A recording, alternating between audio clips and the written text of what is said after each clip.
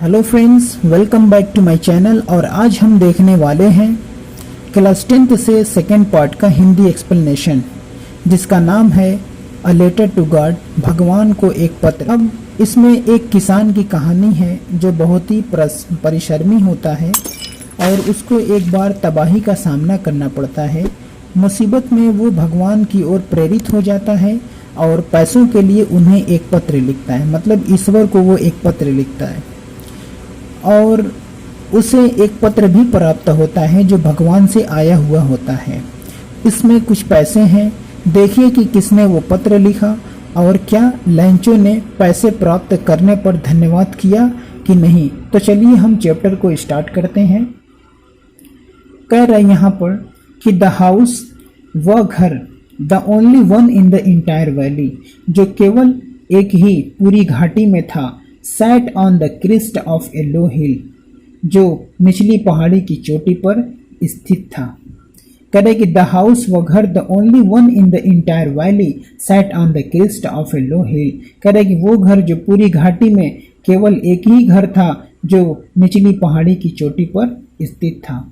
From his house, कह रहा है कि फ्रॉम हिज हाइट, कह रहे कि उसकी ऊंचाई से one could see the river, एक नदी दिख सकती थी, and the field of ripe corns, और पके हुए फसलों के खेत, डॉटेड विथ फ्लावर्स, जो फूलों से लदे हुए थे।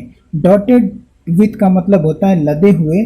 तो कह रहा है कि उस पहाड़ की ऊंचाई से एक नदी दिख सकती थी और पके हुए फसल के खेत जो फूलों से लदे हुए थे वो दिख सकते थे।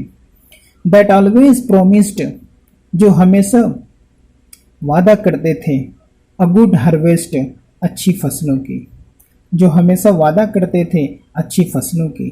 The only thing the earth needed, पृथ्वी को सिर्फ एक ही चीज की जरूरत थी। नीड का मतलब होता है जरूरत, नीडेड जरूरत थी। तो कह रहे कि the only thing the earth needed, पृथ्वी को सिर्फ एक ही चीज की जरूरत थी, वाज ए डाउनपोर। डाउनपोर का मतलब होता है मूसलाधार बारिश। वाज ए डाउनपोर, मूसलाधार बारिश की। और एटलीस्ट, या कम से कम, और या एटलीस्ट कम से कम, अ शावर, या फिर बौछार की। कि थ्रू आउट द मॉर्निंग, सुबह से लैंचो हैड डन नथिंग एल्स, कुछ नहीं करता था, बट सीन, वो देखा करता था, द स्काई टूवर्ड्स, आसमानों की तरफ, the north east, north east मतलब उत्तर पूर्व के आसमानों की तरफ वो देखा करता था। सुबह से कुछ नहीं करता था क्योंकि हु न्यू, जो जानता था, हिज फील्ड्स इंटीमेटली, अपने खेतों के बारे में पूरे तरीके से, पूर्ण रूप से वो अपने खेतों के बारे में जानता था। कह रहे हैं यहाँ पर कि now we are really going to get some water women, यहाँ पे वोमेन अपनी पत्नी के बारे में बताया है। लैंचो कह रहा है कि वास्तव में अब हमको बारिश की बूंदें मिलेंगी, या ऐसे भी कह लो कि we are going to get some water women. अपनी पत्नी से लैंचो कहता है कि अब हमें कुछ बारिशें मिलेंगी। कह रहे हैं कि द वोमेन, अब लैंचो यहाँ पे वोमेन मतलब उसकी पत्नी, कह रहे कि द वोमेन, अब उस लैंचो की बीवी, हु वॉज प्रिपेयरिंग, जो बना रही थी, सपर, शाम का भोजन, रिप्लाइड, कह रहा है कि हु वॉज सपरिंग, कह रहा है कि हु वॉज प्रिपेयरिंग सपर, जो शाम का भोजन बना रही थी, रिप्लाइड, उत्तर दी, यस गॉड विलिंग्स, कह रहा है कि अगर ईश्वर ने चाहा। उसकी पत्नी बोली कि अगर ईश्वर ने चाहा तो हमें बारिश जरूर मिलेगी। द ओल्डर बॉयज, बड़े जो बच्चे थे, वर वर्किंग, काम कर रहे थे, इन द फील्ड, खेत में, वाइल, जबकि, वाइल का मतलब होता है जबकि, वाइल द स्मॉलर वंस, और जो छोटे बच्चे थे, वर प्लेइंग, वो खेल रहे थे, नियर द हाउस, घर के पास। कह रहे कि जो बड़े बच्चे थे वो खेत में काम कर रहे थे, जबकि जो छोटे बच्चे थे वो घर के पास खेल रहे थे। अंटिल, तभी, the women call to them all, Lencho की पत्नी ने सबको बुलाया, कम फॉर डिनर, आओ खा लो। कह रहा है कि until the women call to all them, कह रहा है कि to them all, until the women call to them all, तभी लैंचो की पत्नी ने सबको बुलाया, कम फॉर डिनर खाने के लिए आ जाओ, या कम फॉर डिनर खाने के लिए आओ। It was during the meal time, meal का मतलब होता है भोजन, करेगी it was during the meal time, यह खाने का समय था। जस्ट एज जैसा कि लैंचो ने हैड प्रिडिक्टेड, प्रिडिक्टेड का मतलब होता है भविष्यवाणी, जैसा कि लैंचो ने भविष्यवाणी की थी।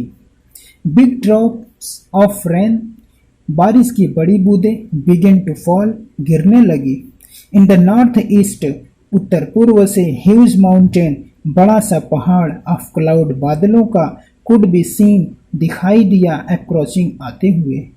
मतलब उत्तर पूर्व से पहाड़ों का, बादलों का बड़ा सा पहाड़ आते हुए दिखाई दिया। The air was fresh and sweet, हवा तरोताज़ा थी। करे कि द मैन, यहाँ पर लैंचो के बारे में मैन को कहा है, राइटर ने मैन यहाँ पे लिखा है, तो यहाँ पे लैंचो के बारे में बता रहा है राइटर। कह रहे कि the man Lencho went out for no other reason, Lencho घर से बाहर निकला बिना किसी कारण। Then to have the pleasure of feeling of rain, बारिशों का आनंद लेने के लिए, प्लीजर मतलब होता है आनंद। तो कह रहे हैं कि लैंचो घर से बाहर निकला बिना कारण, वो भी क्या करने के लिए, बारिशों का आनंद लेने के लिए। ऑन हिज बॉडी, अपने शरीर पर, लैंचो घर से बाहर निकला बारिशों का आनंद लेने के लिए अपने शरीर पर। एंड व्हेन, और जब, ही रिटर्न्ड, वापस आया, तो ही एक्सक्लेम्ड, वो बोला, क्या बोला, these are not rain drops, ये बारिशों की बूंदें नहीं हैं। करे कि these are not rain drops, ये बारिशों की बूंदें नहीं हैं। फॉलिंग फ्रॉम द स्काई, जो आसमान से गिर रही हैं, ये जो आसमान से गिर रही हैं। कह रहे कि these are not rain drops falling from the sky, ये जो आसमान से गिर रही हैं, ये बारिशों, ये बारिशें नहीं हैं। क्या है कि दे आर न्यू कॉइन्स, ये नए सिक्के हैं। द बिग ड्रॉप्स और 10 सेंट पीसेस, कह रहे कि जो बड़ी बूंदें हैं वो 10 सेंट के बराबर हैं। एंड द लिटिल वंस और 5, और जो छोटी बूंदें हैं वो 5 सेंट के बराबर हैं। कह रहे हैं कि these are not rain drops, ये जो बारिश की बूंदें हैं, फॉलिंग फ्रॉम द स्काई, जो आसमान से गिर रही हैं, दे आर न्यू कॉइन्स, ये न्यू सिक्के हैं। द बिग ड्रॉप्स और 10 सेंट पीसेस, जो बड़ी बूंदें हैं वो 10 सेंट के बराबर हैं। एंड द लिटिल वंस और 5, और जो छोटी बूंदें हैं वो 5 सेंट के बराबर हैं। विथ ए सेटिस्फाइड एक्सप्रेशन, एक संतुष्ट भाव से, he regarded, उसने ध्यान से देखा, the field of ripe corns, खेत की पकी हुई फसलों को, with its flower, और उनके फूलों को। मतलब कह रहा है कि पके हुए फसलों के फूलों को उसने ध्यान से देखा।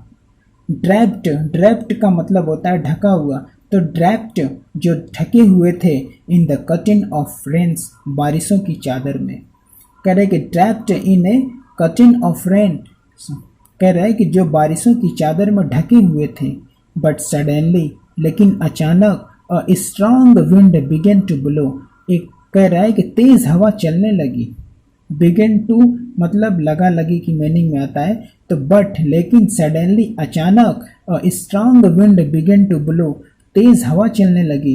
एंड along विथ रेन, और साथ साथ वेरी लार्ज हेलस्टोन से बिगन टू फॉल, मतलब बड़े बड़े ओले भी पड़ने लगे। कह रहे कि दिस ट्रूली, यह वास्तव में, डिड रिजेंबल, जो मिलते जुलते थे, न्यू सिल्वर कॉइन्स, नए सिल्वर सिक्कों से। कह रहे कि ये जो ओले पड़ रहे थे ये न्यू सिल्वर कॉइन्स से मिलते जुलते थे।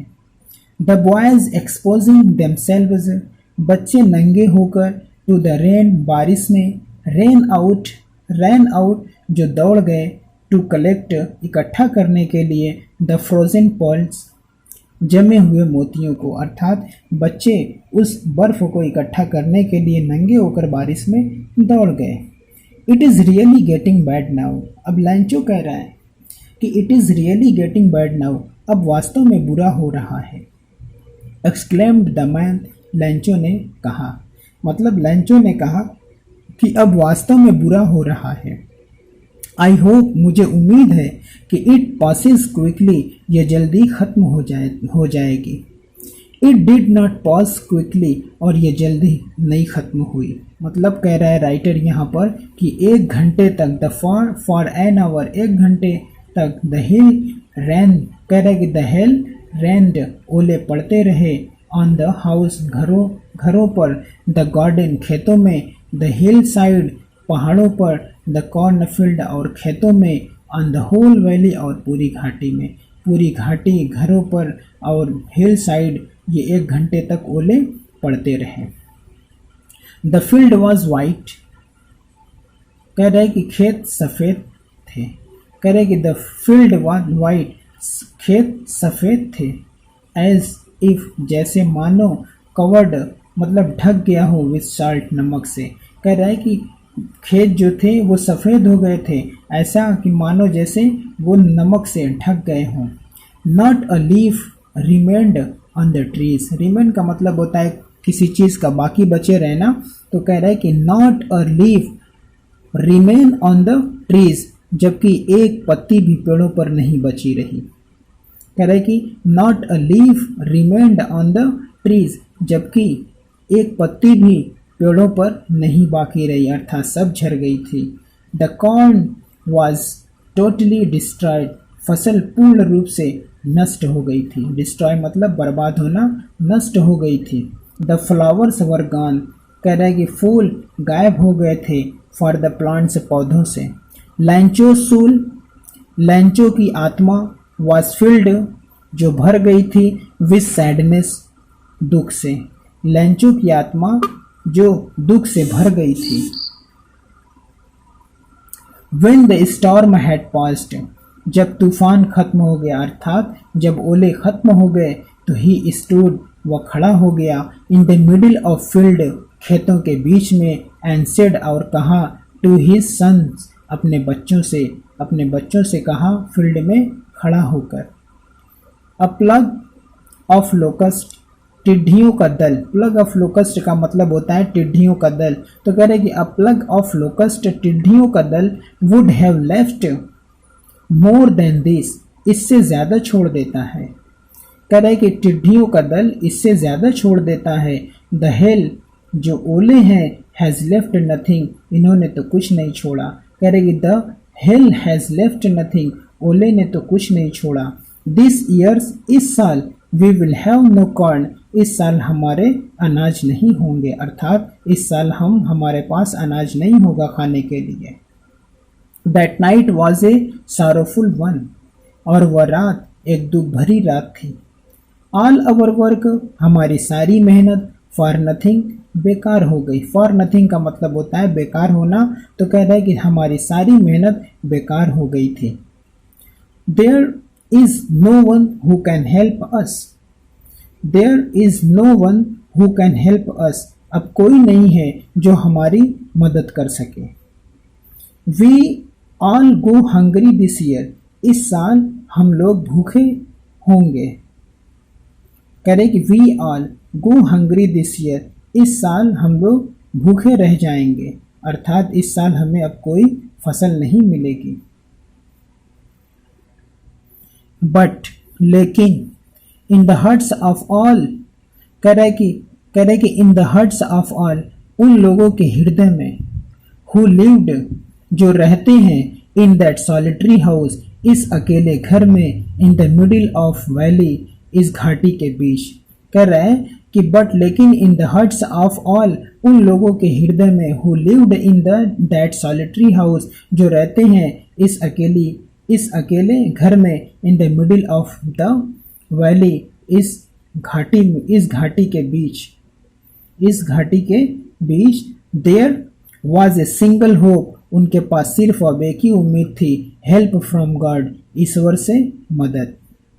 डोंट बी अपसेट, दुखी मत हो, बहुत दुखी मत हो। अब लैंचो अपने आप से कह रहा है कि डोंट बी सो अपसेट, बहुत ज्यादा दुखी मत हो। इवन दो, भले ही, this seems like a total loss, ऐसा लग रहा है कि सारा नुकसान हो गया है। रिमेंबर, लेकिन याद रखो, कि no one dies of hunger, कि कोई भूख से नहीं मरता है। दैट्स व्हाट दे से, ऐसा कहा जाता है या ऐसी कहावत है या ऐसा कहा जाता है कि दैट्स व्हाट दे से, ऐसा कहा जाता है कि no one dies of hunger, कि भूख से कोई नहीं मरता है। Thank you for watching this video. अगर ये वीडियो आपको पसंद आए तो आप इस वीडियो को शेयर करें, लाइक करें और कमेंट करना ना भूलें। Thank you.